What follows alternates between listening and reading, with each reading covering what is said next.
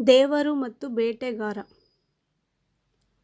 ಒಂದು ಅರಣ್ಯದಲ್ಲಿ ಓರ್ವ ಸಂತರು ಒಂದು ಗುಡಿಸಲನ್ನು ಕಟ್ಟಿಕೊಂಡು ವಾಸಿಸುತ್ತಿದ್ದರು. ಓರ್ವ ಬೇಟೆಗಾರನು ಅಲ್ಲಿಂದ ಹೋಗುತ್ತಿದ್ದಾಗಲೆಲ್ಲ ಆಗ ಆ ಸಂತರಿಗೆ ನಮಸ್ಕಾರ ಮಾಡಿ ಹೋಗುತ್ತಿದ್ದನು. ಒಂದು ದಿನ ಆ ಬೇಟೆಗಾರನು ಸಂತರಿಗೆ, ಬಾಬಾ, ನಾನು ಜಿಂಕೆಯ ಬೇಟೆಯಾಡುತ್ತೇನೆ, ನೀವು ಯಾರ ಬೇಟೆಯಾಡಲು ಇಲ್ಲಿ ಕುಳಿತಿರುವಿರಿ ಎಂದು ಕೇಳಿದನು. ಆಗ ಸಂತರು, ಶ್ರೀಕೃಷ್ಣನ ಬೇಟೆ ಎಂದರು. ಅಷ್ಟರಲ್ಲೇ ಅವರ ಕಣ್ಣುಗಳಿಂದ ಕಣ್ಣೀರು ಹರಿಯತೊಡಗಿತು.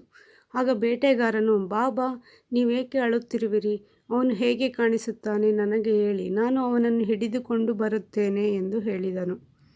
ಸಂತರು ಭಗವಾನ್ ಶ್ರೀಕೃಷ್ಣನ ಮನೋಹರ ವರ್ಣನೆಯನ್ನು ಮಾಡಿ ಬೇಟೆಗಾರನಿಗೆ, ಅವನ ಬಣ್ಣ ತಿಳಿ ನೀಲಿ, ಅವನ ತಲೆಯ ಮೇಲೆ ನವಿಲುಗರಿ ಇದೆ, ಅವನು ಕೊಳಲನ್ನು ನುಡಿಸುತ್ತಾನೆ ಎಂದು ಹೇಳಿದರು. ಬೇಟೆಗಾರನು, ಬಾಬಾ, ಎಲ್ಲಿಯವರೆಗೆ ನಾನು ನಿಮ್ಮ ಬೇಟೆಯನ್ನು ಹಿಡಿದುಕೊಂಡು ಬರುವುದಿಲ್ಲವೋ ಅಲ್ಲಿಯವರೆಗೆ ನೀರನ್ನೂ ಕುಡಿಯುವುದಿಲ್ಲ ಎಂದು ಹೇಳಿದನು. ಅನಂತರ ಅವನು ಒಂದು ಸ್ಥಳದಲ್ಲಿ ಬಲೆಯನ್ನು ಹರಡಿ ಕುಳಿತುಕೊಂಡನು. ದಾರಿಯನ್ನು ಕಾಯುತ್ತಾ ಕಾಯುತ್ತಾ 3 ದಿನಗಳು ಉರುಳಿದವು. ದಯಾಮಯ ಭಗವಂತನಿಗೆ ಬೇಟೆಗಾರನ ಮೇಲೆ ದಯೆ ಬಂದಿತು. ಶ್ರೀಕೃಷ್ಣನು ಕೊಳಲನ್ನು ನುಡಿಸುತ್ತಾ ಬಂದನು ಮತ್ತು ತಾನಾಗಿಯೇ ಆ ಬಲೆಯಲ್ಲಿ ಸಿಕ್ಕಿಬಿದ್ದನು. ಶ್ರೀಕೃಷ್ಣನನ್ನು ನೋಡಿದಾಕ್ಷಣ ಬೇಟೆಗಾರನು ಅವನ ಮೋಹಕ ರೂಪದಲ್ಲಿ ಸಿಲುಕಿಕೊಂಡನು. ಒಂದೇ ಸಮನೆ ಶ್ಯಾಮಸುಂದರನನ್ನು ನೋಡುತ್ತಾ ನೋಡುತ್ತಾ ಅವನ ಕಣ್ಣುಗಳಿಂದ ಭಾವಾಶ್ರುಗಳು ಹರಿಯತೊಡಗಿದವು. ಅವನು ತನ್ನ ಅಸ್ತಿತ್ವವನ್ನು ಮರೆತನು. ಅವನ ಚೇತನ ಜಾಗೃತವಾಯಿತು. ಆಗ ಅವನು ಬೇಟೆ ಸಿಕ್ಕಿತು, ಬೇಟೆ ಸಿಕ್ಕಿತು ಎಂದು ಜೋರಾಗಿ ಕೂಗತೊಡಗಿದನು. ಶ್ರೀಕೃಷ್ಣನು ಅವನ ಕಡೆಗೆ ಮುಗುಳ್ನಗೆ ಬೀರುತ್ತಾ ನೋಡುತ್ತಿದ್ದನು.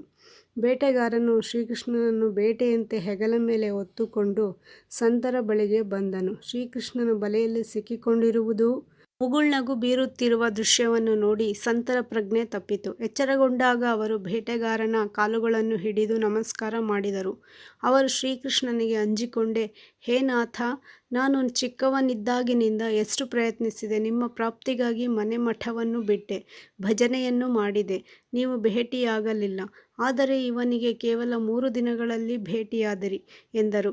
ಆಗ ಭಗವಂತನು, ನಿಮ್ಮ ಮೇಲೆ ಇರುವ ಇವನ ಅಪರಿಮಿತ ಪ್ರೇಮ ಮತ್ತು ನೀಡಿದ ವಚನದ ಮೇಲಿನ ದೃಢ ವಿಶ್ವಾಸವನ್ನು ನೋಡಿ ನನಗೆ ಇವನ ಬಳಿ ಬರದೇ ಇರಲು ಸಾಧ್ಯವಾಗಲಿಲ್ಲ ಎಂದನು. ಭಗವಂತನು ಭಕ್ತರ ಅಂದರೆ ಸಂತರ ಅಧೀನನಾಗಿರುತ್ತಾನೆ. ಬೇಟೆಗಾರನಿಗೆ ಭಗವಂತನೆಂದರೆ ಯಾರು ಎಂಬುದು ಗೊತ್ತಿರಲಿಲ್ಲ. ಆದರೆ ಅವನು ಸಂತರಿಗೆ ಪ್ರತಿದಿನ ನಮಸ್ಕಾರ ಮಾಡುತ್ತಿದ್ದನು. ಸಂತರಿಗೆ ನಮಸ್ಕಾರ ಮಾಡುವುದು ಮತ್ತು ಸಂತ ದರ್ಶನದ ಫಲದಿಂದ ಅವನಿಗೆ 3 ದಿನಗಳಲ್ಲಿ ಭಗವಂತನ ದರ್ಶನವಾಯಿತು. ಶ್ರದ್ಧೆ ಮತ್ತು ಸಂತವಚನ ಇವುಗಳ ಮೇಲಿನ ದೃಢ ವಿಶ್ವಾಸದಿಂದ ಭಗವಂತನ ದರ್ಶನವಾಗುವುದು ಎಂದು ಭಗವಂತನು ಹೇಳಿದನು.